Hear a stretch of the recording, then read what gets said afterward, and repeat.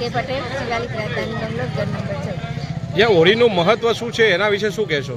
હોળીનું મહત્વ તો અરવિંદભાઈને કહ્યું, પણ એમ કે આ હિરણ્યકશ્યપનું વરદાન હતું કે હું દિવસે ના મારું, રાત્રે ના મારું, ઘરમાં ના મારું, બહાર ના મારું, અસ્ત્રથી નહીં મારું, શસ્ત્રથી મારું, લીલાથી ના મારું, સુકાથી ના મારું.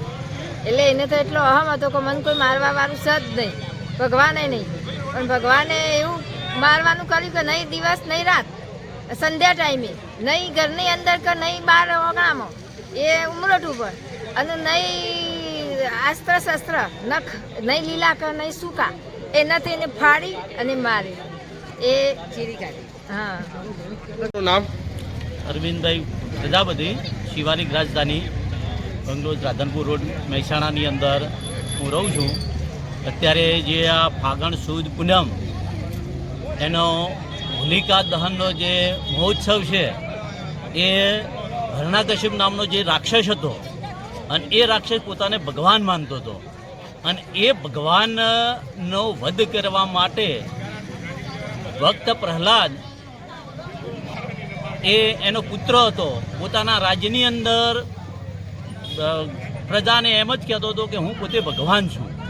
કોઈ પણ વ્યક્તિ જો ભગવાનનું નામ લે તો એને તરત જ એનો વધ કરી દેતો હતો. આ પ્રહલાદ એનો પુત્ર હતો, અને એને જ્યારે પોતે પણ એ હિરણ્યકશ્યપનો પેલો ભગવાન માનતો હતો, પરંતુ જ્યારે એક કુંભારના ઘરે જ્યારે પોતે માટલો પકાવતો હતો ને એમાં બિલાડીના બચ્ચો અંદર રહી ગયેલા, અને આ પોતે ભગવાનનું નામ લેતો હતો, ત્યારે પ્રહલાદ ત્યાં ગયેલો અને એને કીધેલું કે ભાઈ તમે મારા પિતાનું નામ કેમ નથી લેતા, અને ભગવાનનું નામ છો, ભગવાન તો મારા પિતા છે.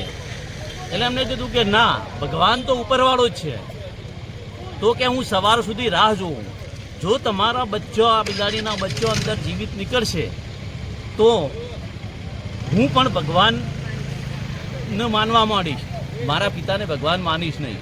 સવારે જઈને જોયું તો આ બિલાડીના બચ્ચો જે હતો જીવિત નીકળ્યો, ત્યારથી આ પ્રહલાદ પોતે ભક્તિમાં વળી ગયો.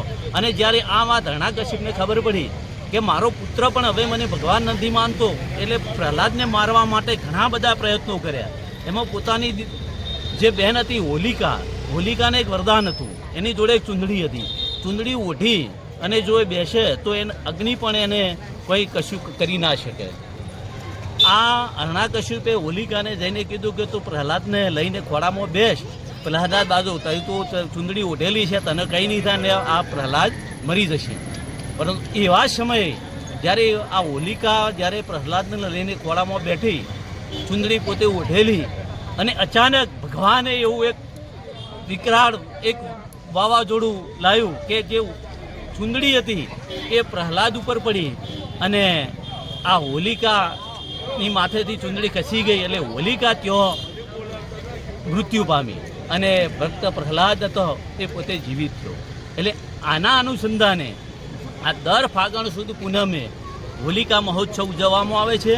હોલિકા દહન એટલે કે આપણા શરીરની અંદર, આપણા આત્માની અંદર જે હોલિકાના જે અંશો, જે રાક્ષસી અંશો છે, એ દૂર કરવાનો આ એક મહિમા છે.